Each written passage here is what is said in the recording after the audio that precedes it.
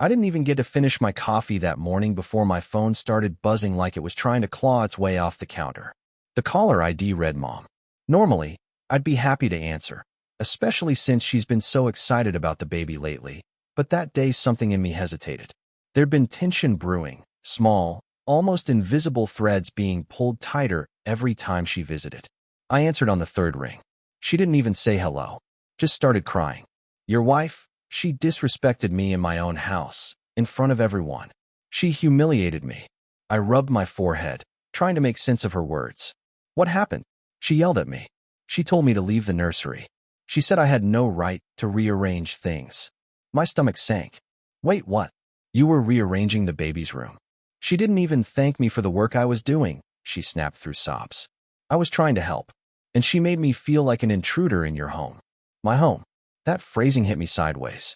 Mom had been staying with us for a few days, to help get ready, she said. But mostly, it had turned into her taking over.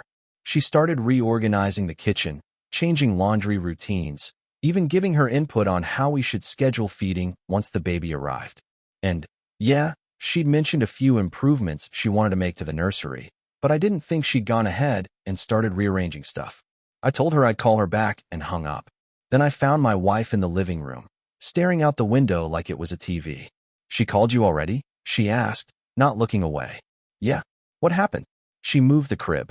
That was it. She moved the crib? I repeated. And the dresser. And the chair. And the wall decals. Everything. I came home, and she was in there with a tape measure and a hammer. It looked like HGTV threw up in there. I blinked, waiting for the rest of the story. I told her nicely, that I wanted to keep things the way we planned, that we'd already picked a layout together, that she should talk to me first before making changes. My wife turned to face me then, and I saw it. The tired, glassy-eyed exhaustion. The edge of anger buried under weeks of holding her tongue. I hadn't seen it before, but maybe I hadn't wanted to. She was so focused on keeping the peace. And she flipped out. She got stiff, then passive-aggressive. Said I was ungrateful. I told her again, calmly, that it's not her decision to make. That it's our baby, not hers. I sat down hard. This was bad. She says she won't come to the baby shower now. I said, I don't care. That one hit me harder than anything else. My wife wasn't being petty. She meant it. She was done. And I knew right then, this wasn't about a crib or decals. It never is. This was the beginning of something bigger. Something uglier. This was going to break my family. The baby shower was in 5 days. 5. And now my mother, the woman who'd been obsessively planning this thing since the second trimester, wasn't coming. Or at least, that's what she texted me 4 times. In various forms. Ranging from dramatic declarations of betrayal to passive-aggressive jabs at my wife. I felt like a human tug-of-war rope. My mom yanked one way, my wife pulled the other, and I just stood there, fraying at the ends, pretending not to unravel. I asked them both for space that night. Told my wife I needed to go clear my head. She didn't say much, just nodded, and went back to folding tiny onesies in the quiet way she did when she was trying not to cry. I drove to my mom's place. The second she saw me, she turned on the waterworks again. Her hair was up, she wore her sad cardigan, and her voice had that fragile tremble she reserved for when she wanted to be the victim in every situation. I've never been so disrespected in my life, she told me again as I stepped inside. Mom, I need the truth. Just the truth. No theatrics. What exactly happened? She sighed and made a show of sitting down slowly, like she was about to tell me how she survived the Titanic. I was just trying to help. I thought the crib looked cramped where it was, and the chair wasn't near an outlet. She came in and acted like I was stealing the baby from her, like I was some kind of monster. I let her talk. For 15 minutes, I said nothing. Just listened. Then she made the mistake of leaving her phone on the coffee table. Face up. Notifications popping in like popcorn. A group chat lit up, the Real Moms Club kiss mark nail polish, and I couldn't help but glance. It was her, my aunt, and 2 of her lifelong friends. I knew all of them. They were the same ones who tried to throw a surprise, gender reveal, party against our wishes, even after we said we didn't want one. I shouldn't have looked. But I did. She acts like she's the only one who's ever had a baby. Wait till she realizes I'm not stepping back just because she married in. It's our grandchild too. If she thinks she can gatekeep everything, she has another thing coming. And then one from my mom. I'm seriously considering legal grandparent rights if she keeps pushing me out. I felt the blood drain from my face. I picked up the phone, handed it to her, and said, "What the hell is this?" Her eyes darted to the screen, and I saw the flicker. That microsecond when the mask slipped, and the schemer underneath was exposed. "Don't go through my messages, that's—" I didn't. It popped up. "This is how you talk about my wife. She's keeping me away from my own grandchild," she snapped, voice rising like a storm. I stood. I had to. My hands were shaking. "Mom, this is manipulative. You're not the victim here. You've crossed so many lines, and now you're talking about grandparent rights like you're planning for war. She's brainwashing you." That's when I laughed. Actually laughed. She's not brainwashing me. She's setting boundaries. The problem is you've never heard the word no from me before.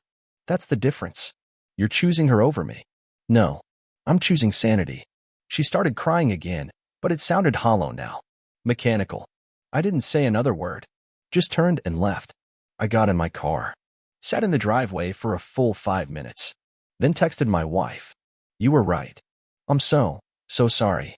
And that night, for the first time since we started this whole messy chapter, she didn't just cry alone.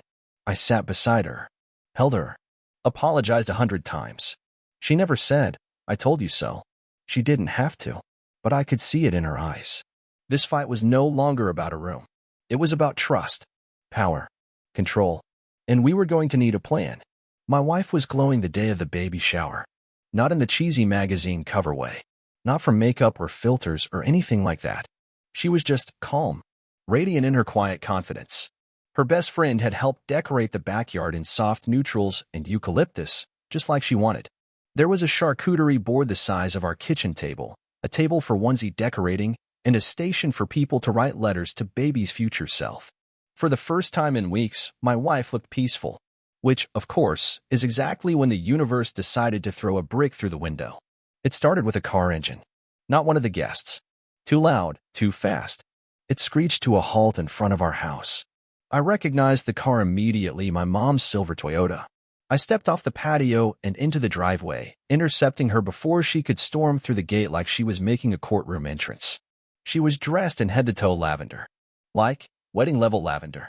Hair curled, fake lashes, pearls around her neck. She looked like she was attending a royal christening, not a backyard baby shower she'd explicitly uninvited herself from 5 days ago. "What are you doing here?" I asked, arms folded. "I'm here to support my grandchild. That's not something your wife can take from me." "Mom, this isn't the time." "I am the time," she snapped, stepping forward. "I bought that rocking chair. I paid for the crib mobile. I even gave her my old bassinet. And now I'm being treated like I'm the enemy." She was shaking, her fist curled like she was about to throw hands with the air. "You texted me that you weren't coming." "Well, I changed my mind. I'm allowed to change my mind. I'm family." The guests had started to notice. I heard the murmurs behind the patio fence. My wife's cousin peeked around the corner, eyes wide, and quietly disappeared back into the crowd. "Mom, if you go back to your car right now, I'll walk you there. If you go inside this party, you're the one making a scene. I didn't raise you to abandon your mother. No, you raised me to be afraid of upsetting you. And I'm done with that." Her mouth fell open like I'd slapped her. Then, like flipping a switch, she shifted tactics. The voice got small, wet-eyed, quivery. "Why are you doing this to me?" "I'm not. But you are doing this to yourself." The door to the yard opened. My wife stood there. She didn't say a word. She just stood tall, calm, her hands resting on her belly, framed by the eucalyptus arch her friends had put up that morning. My mom saw her and lost it. "You think you're the queen now? That you get to control everything?"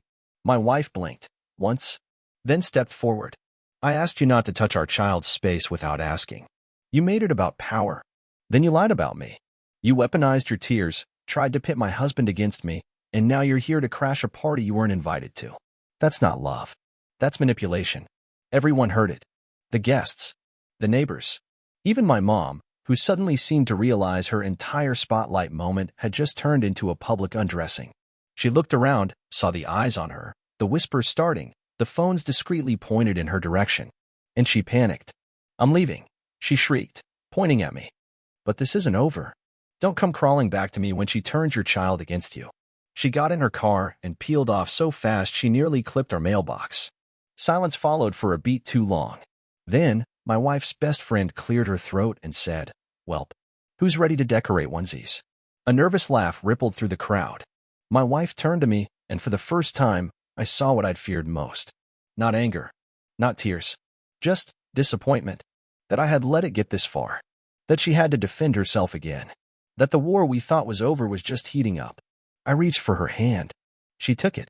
But something in her grip told me the damage was already done. And the worst was yet to come. I should have seen it coming. We'd embarrassed her. Publicly. In front of neighbors, family, friends, and worst of all, strangers. My mom had always been obsessed with appearances, with being the classy one in any room. She didn't scream because she was angry. She screamed because she lost the narrative. 2 days after the baby shower, I started getting weird texts. Some from people I barely talked to. Distant cousins, people from church, even an old high school teacher. "Hey, just wanted to ask if everything's okay with your mom. Saw a post online. Is it true your wife banned your mom from the baby's life?" That was a lot. Praying for peace. I opened Facebook and felt the blood drain from my face.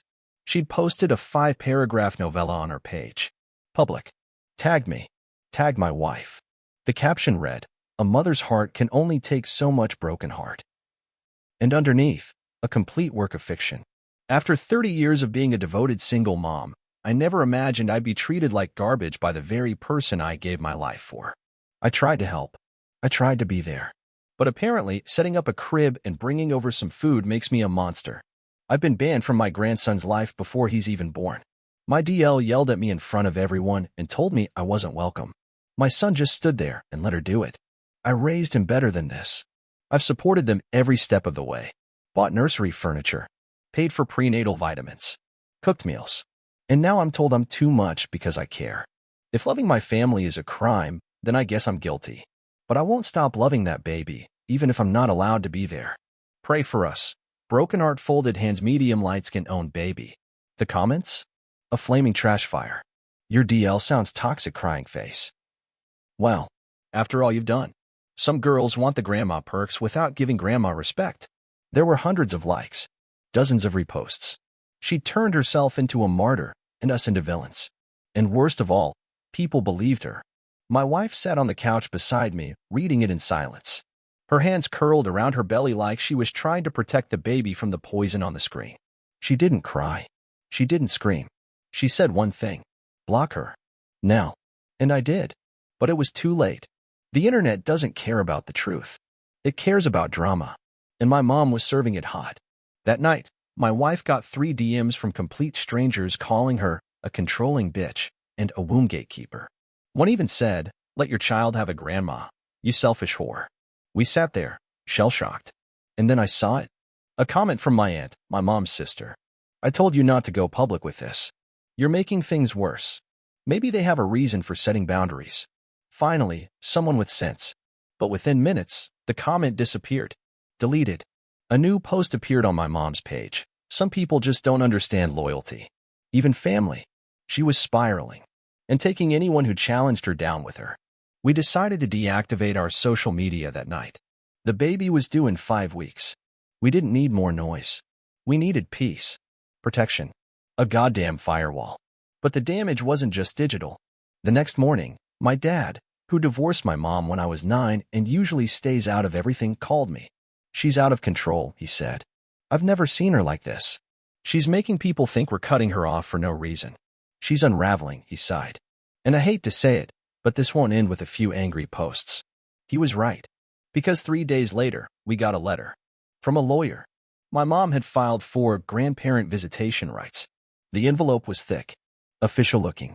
Cream-colored with a marbled texture, like it was trying to dress up the poison inside. It arrived on a Thursday morning. At first, I thought it was junk. A subscription offer or some generic mailer. But then I saw the sender. A law firm. One with my mom's name as the client. I froze in the kitchen with the letter halfway open, the coffee maker still gurgling behind me. My wife saw my face and went pale before I even said a word. "You okay?" I handed it to her without speaking. She read the first line and sat down like her knees buckled beneath her. Petition for court-ordered grandparent visitation under state statute #XYE. Let me be clear, our child wasn't even born yet. And my mother was already lawyering up for access. Not a conversation. Not a mediated apology. Not a sit-down with a counselor. She skipped straight to court. Inside the packet was a list of evidence she'd compiled. Photos of her at baby stores. Screenshots of texts where she asked how the nursery was going. Screenshots of our old Facebook posts with captions like, "Can't wait for baby's arrival," that she commented on. She even included a gift receipt from when she bought the rocking chair, highlighted, as if it were proof of a blood claim. The worst part? A typed letter she had written to the court that painted my wife as unstable, that accused me of being coerced and emotionally manipulated. It claimed we were denying the child a critical bond, and that we'd taken unreasonable steps to remove a loving grandmother from the baby's life. She cited her church volunteer hours as proof of moral character. She even included a list of character witnesses, 3 of her friends, and my goddamn cousin Cheryl, who once left her toddler in a Walmart cart and blamed the cashier for being too quiet. I couldn't believe what I was reading. But my wife? She didn't speak. She didn't cry. She burned. "I'm giving birth in weeks," she whispered, voice like steel. "And your mother is trying to sue us before the baby's even here?" I nodded, still in shock. "She planned this," she said. "She knew what she was doing when she posted online. She's trying to create a paper trail, to make herself the victim in front of a judge." And just like that, the fog in my brain cleared. This wasn't a reaction. This was a strategy. My mom had been laying groundwork for months. The visits, the gifts, the texts, the Facebook martyrdom. All of it wasn't desperation, it was documentation. She was building a case against her own son and daughter-in-law. I called my dad.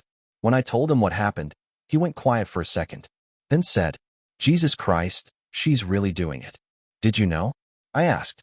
"No, but she's mentioned rights before. Said she wouldn't let you two erase her from the baby's life."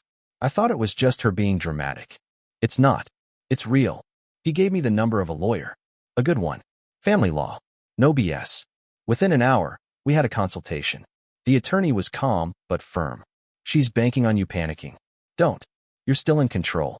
Most judges aren't going to force visitation when there's no established relationship, especially not with a newborn.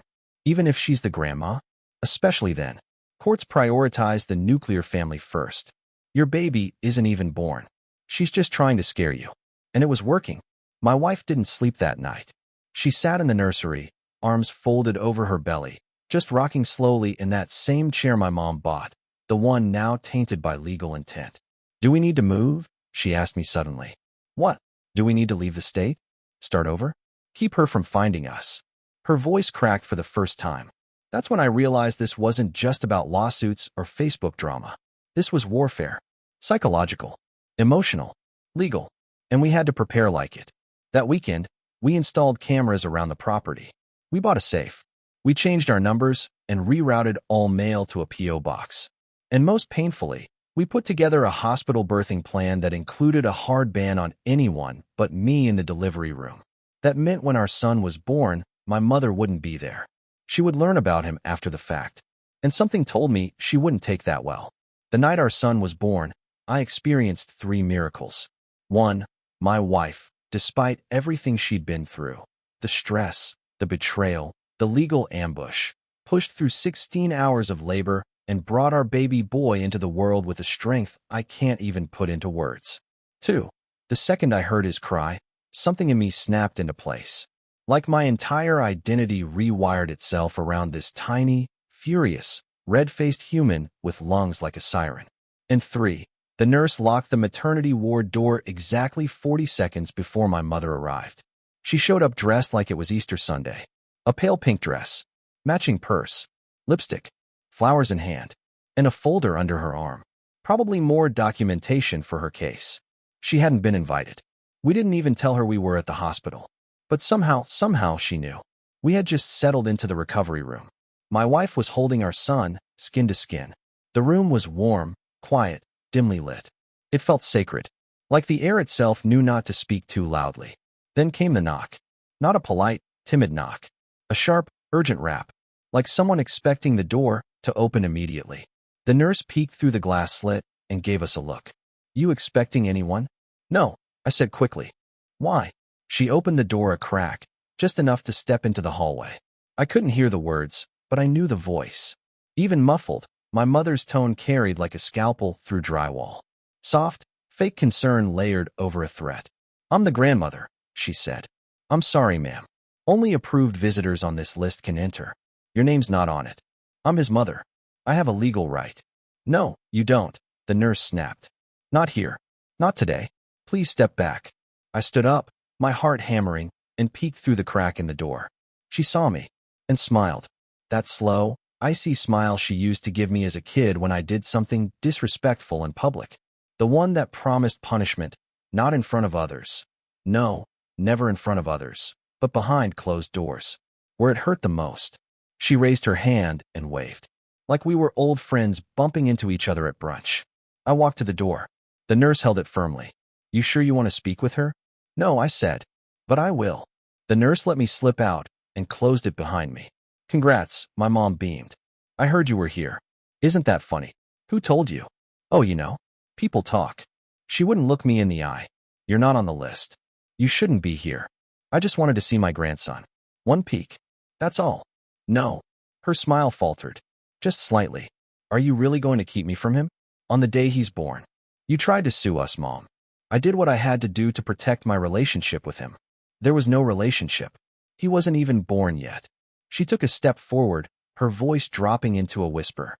"I forgave you, you know, for what you and your wife said at the shower. I was willing to move on. But if you slam this door on me now, I won't be so gracious next time." "Gracious?" I stared at her, stunned. "You stalked us to this hospital. You lied to a nurse. And now you're threatening me." "I'm reminding you," she said, stepping back, "that I'm not going anywhere. I'm his grandmother, whether you like it or not." I turned and opened the door. Didn't say another word. As I closed it behind me, I caught one last glimpse of her through the glass, standing still, lips pressed tight, still holding the flowers like some tragic figure in a play no one wanted to attend. The nurse walked over to me. "She's gone. For now," I said. "Want me to have security mark her photo?" I hesitated. That felt too extreme. Then I looked at my wife, at our son, at everything we had to lose. "Yes," I said. "Do it." She nodded, pulled out a clipboard, and made the call. And that night, as my wife slept and I held our son under the humming hospital lights, I realized something terrifying. My mother hadn't just lost control. She was willing to do anything to get it back. Bringing our son home was everything I hoped it would be. Soft lullabies echoing through the hallway. Midnight feedings where I watched him blink at me with ancient, newborn eyes. My wife, tired but glowing, curled around him like a protective moon. For a few brief, borrowed weeks, we were a fortress of three. No Facebook, no court drama, no knocks on the door, just peace. Until the humming started. It was subtle, barely noticeable. A soft whine in the hallway near the nursery that kicked on randomly.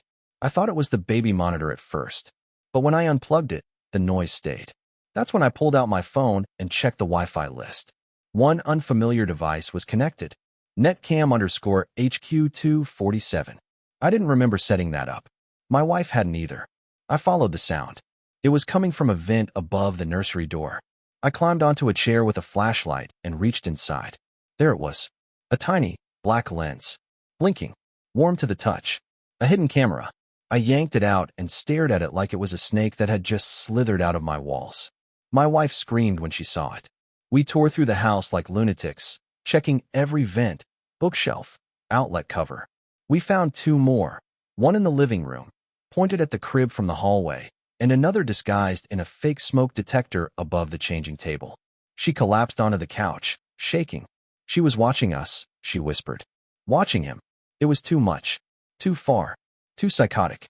I called the police. They arrived in 20 minutes, took our statements, bagged the cameras. They also pulled footage from our doorbell cam, the one my mom didn't know existed. 2 weeks prior, while we were out for a pediatric checkup, she had used a spare key.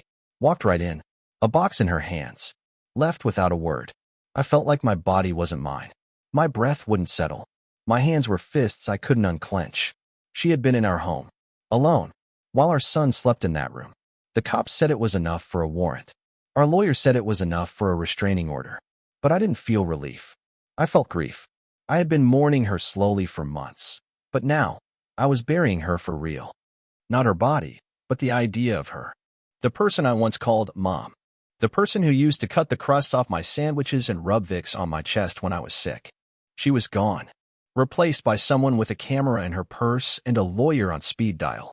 We changed the locks, rewired the alarm system, set up a full security grid, and we filed for a permanent protective order that same week.